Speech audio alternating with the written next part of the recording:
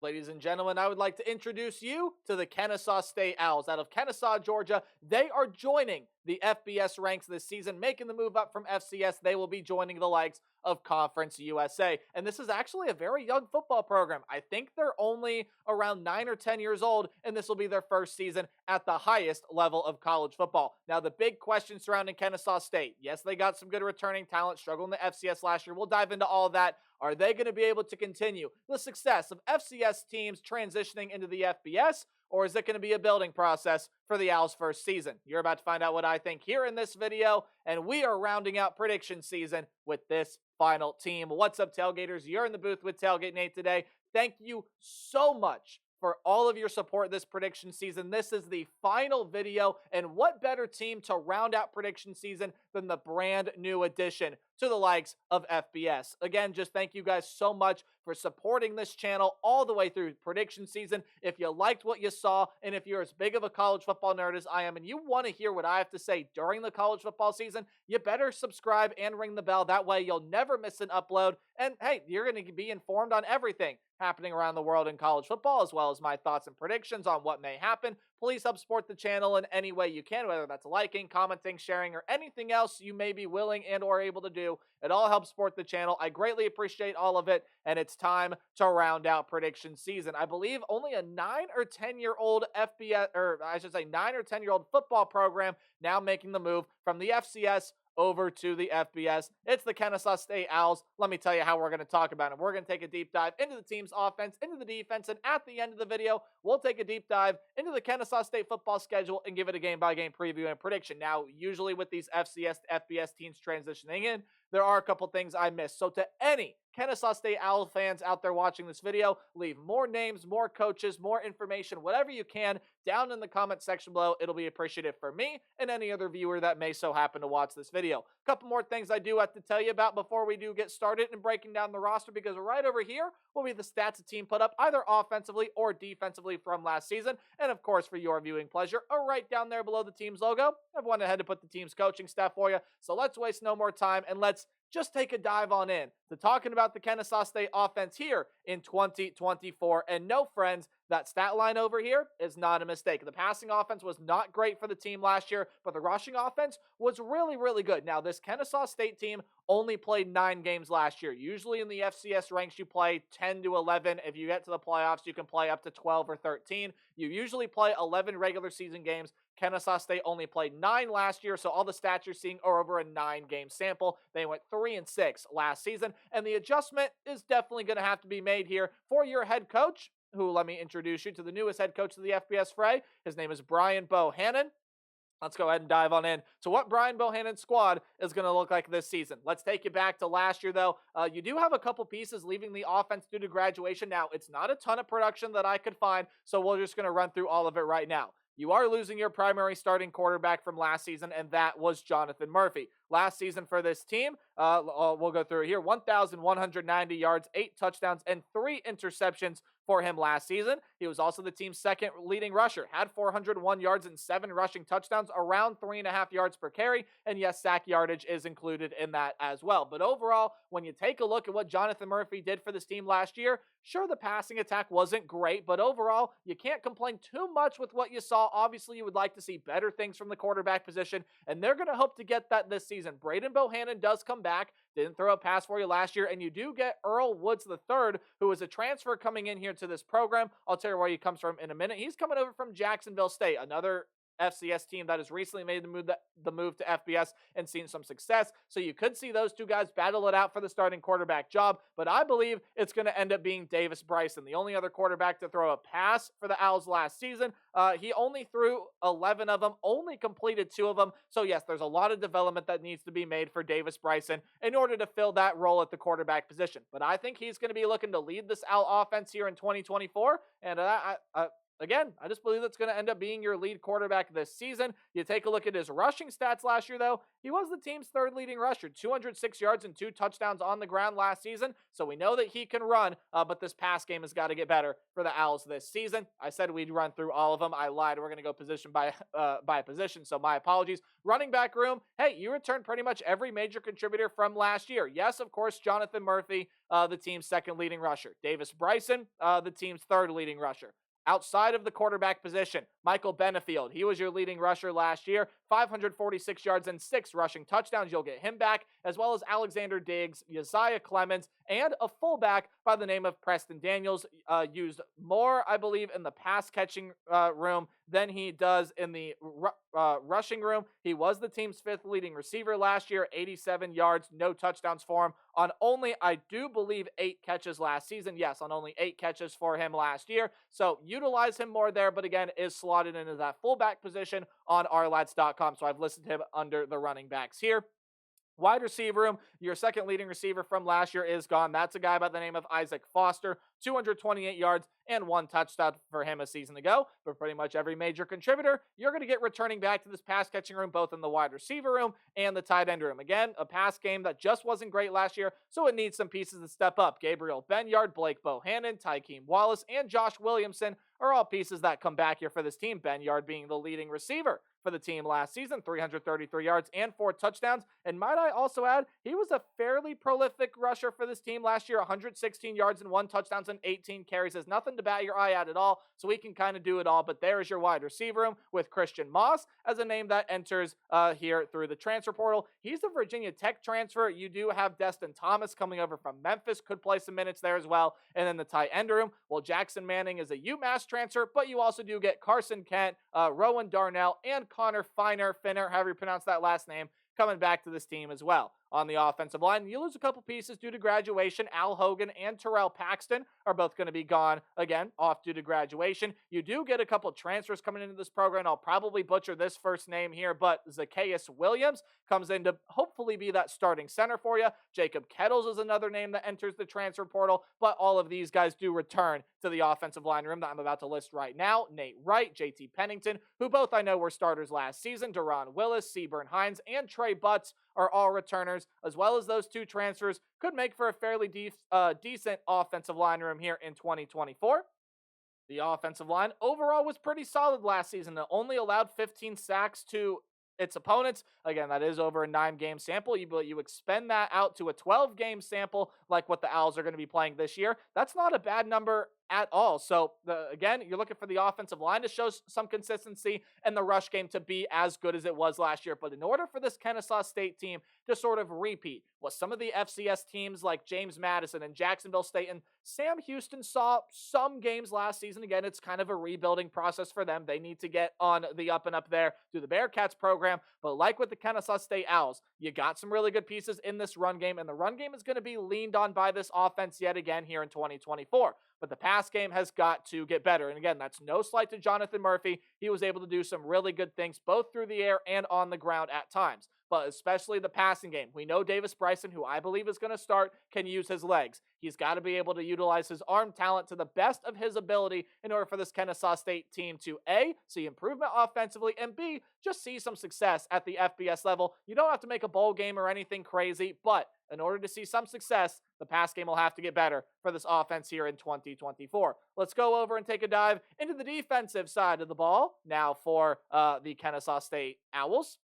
And we go ahead and take a look at, well, you are going to be losing some of your leaders off this defensive end, and more pieces than not end up leaving through the transfer portal. But we got to talk about the defensive line first, where you do see some pieces that are going to be gone due to graduation. You lose a couple really good defensive linemen here. Joshua Agbenu, hopefully I'm saying that last name correctly, 23 tackles and a sack for him last year. Cameron Donald, my apologies, is also a name that's going to be leaving, as well as Puda Walker. All of those guys have graduated, but Carlos Allen Jr., you're going to see him leave and go off there through the transfer portal. 9 tackles, sack and a half. Sure, not that too big of production from him last season, but overall, those are still some pretty solid numbers. So, what do you return here in the defensive line room? Well, your leading tackler among defensive linemen last year was Jordan Miles. You're going to get him back, as well as Adam Watkins, who led the team in sacks last year with 3. There were a couple guys that were not far behind him there, Barnes and Nuoha.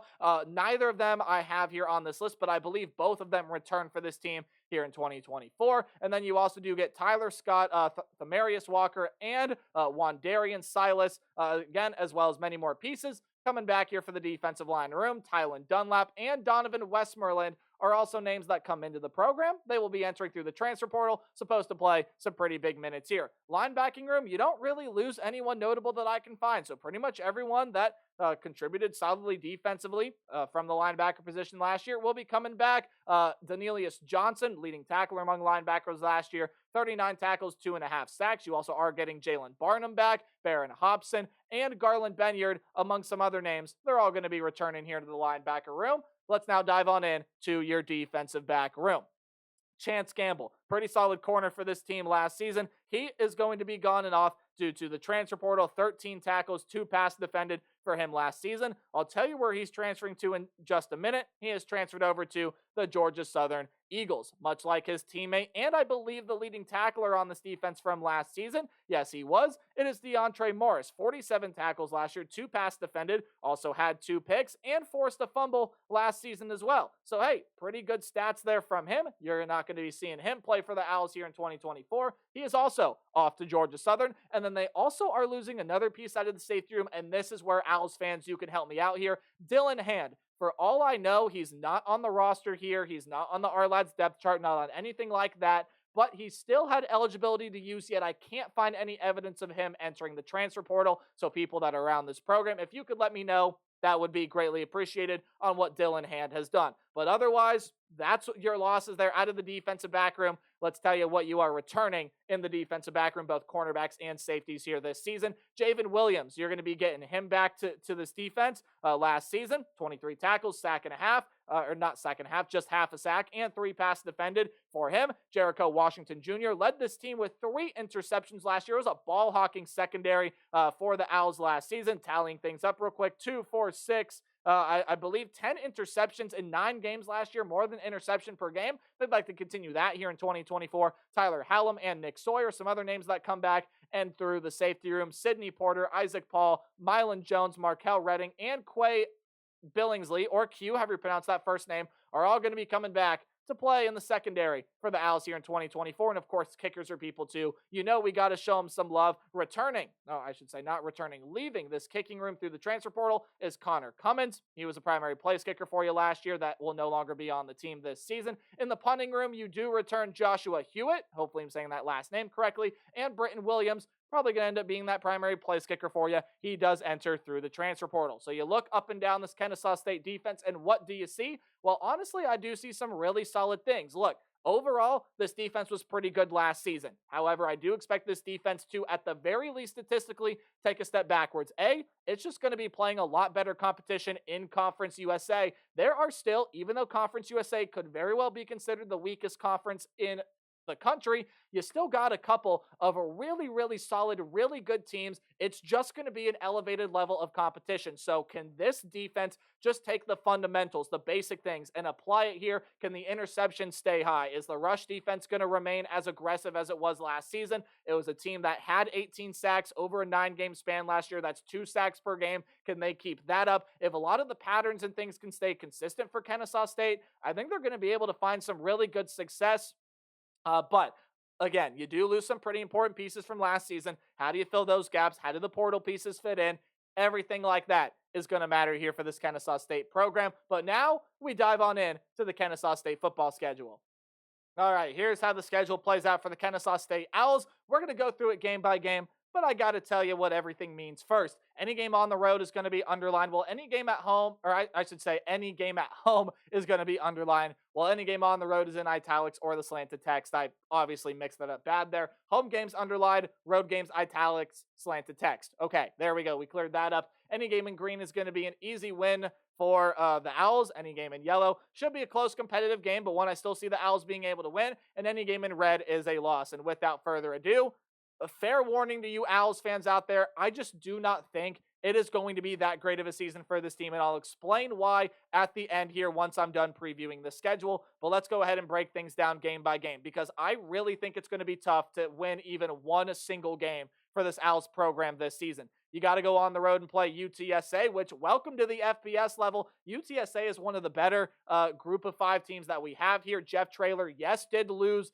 a ton of talent. He lost Frank Harris. He lost Zachary Franklin, and a ton of other really important pieces. Trey Moore on the defensive end are gone from this program. But if we have learned anything from Jeff Traylor, it is that he knows how to develop talent at a really, really good level. And UTSA joined the American last year, almost played for a conference title. They'll be right up there near the top of Conference USA this season. UTSA will be beating the Kennesaw State Owls. You get your first FBS home game against the Louisiana Raging Cajuns, and I think this is going to be a loss for you here as well. Louisiana returns Chandler Fields at quarterback, some really important offensive and defensive pieces that helped lead that team last season. And if there's any team you're looking at in the Sun Belt Conference, say, wow, that team can make a pretty big jump, Louisiana may very well be that team. They're in a wide open division. They can contend for a Sun Belt Conference championship game if things go their way in many sorts of different aspects. But overall, Louisiana, I think, much more talented than Kennesaw State. They're going to be able to get that one done. If you're looking for a win in non-conference play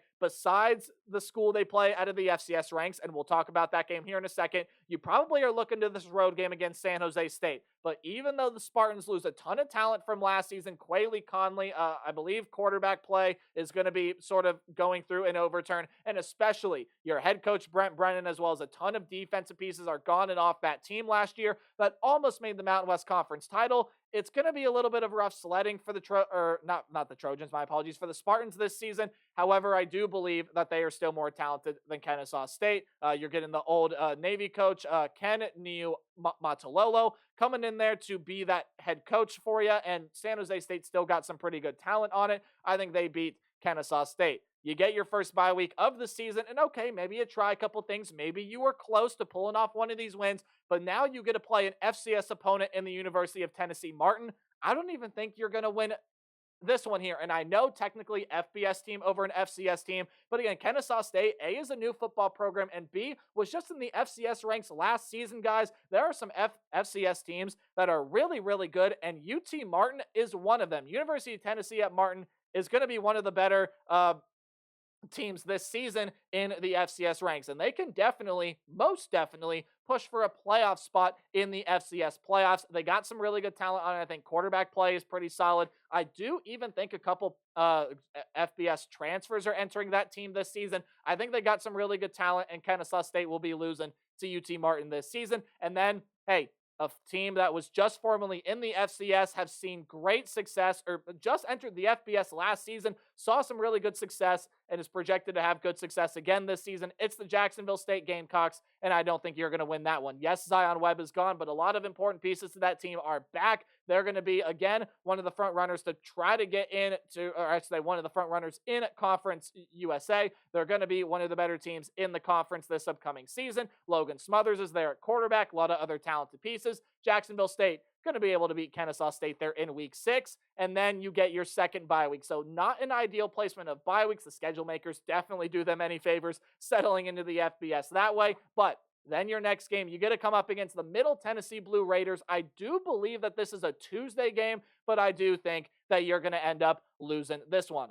Middle Tennessee is a team that, look, overall, has got some really good pieces. There are some pieces that enter the portal in the linebacker room. Frank Pezzett at running back that enter the portal that have since withdrawn their name, but you got to watch out for Nicholas Vadiato at quarterback. He's going to be probably one of the most untalked about yet better quarterbacks in the group of 5 span. I really, really like him. I think he's going to lead this team to some wins, but they lost a ton of defensive talent, maybe outside of that linebacker position. Overall, though, I just think Nick Vadiato going to be too much for the secondary to handle with the Owls, and they're going to be able to win that game. These next 2 games here, I don't think I need to explain away at all. Liberty's going to be one of the best group of 5 teams this season, and probably the best Conference USA team for the second straight year, or even if you go back even farther, at least the second straight year under Jamie Chadwell, and they could push for the spot in the college football playoff that the group of 5 has this season. Quentin Cooley is back. Caden Salter is back. Really good defensive pieces back. what more do I have to say? That's a Wednesday game, much like this one here against the Western Kentucky Hilltoppers. And yeah, again, I just don't see you winning this one either. Western Kentucky going to be a very talented team this upcoming season. They have a really, really good squad this year. They're getting TJ Finley over from Texas State. If he puts up numbers like he did last year, that offense is going to absolutely explode. And I think Western Kentucky, again, going to be right there with Liberty, Jacksonville State, and a couple other schools battling it out for the top of Conference USA. Western Kentucky, going to be a good team this year. They beat the Kennesaw State Owls. Road game here against the UTEP Miners. I absolutely love what Scotty Walden had at Austin Peay in the FCS level. Coming over to UTEP, I think it's going to transition fairly well. They're going to be on the brink of getting into a bowl game, but you got some pretty solid pieces coming back there, and I mean, just to name a few here, Cade McConnell's going to be taking over at quarterback. He took over for Gavin Hardison last year. It looked pretty good. You got some really good wide receiver transfers, some really good running back transfers coming in here as well. Defensively, they bulked up on talent through the transfer portal, and a lot of guys from Austin Peay who were in the Scotty Walden system last year came over to UTEP here. I think this is a great hire. UTEP is going to be a really good football team in a couple of years. Mark my words, that's a loss for the Kennesaw State Owls. Even though Sam Houston saw their struggles as a new member of the FBS last season, they are going to be a much better football team this year. Now, maybe, if you're going to be looking for a win for Kennesaw State this year,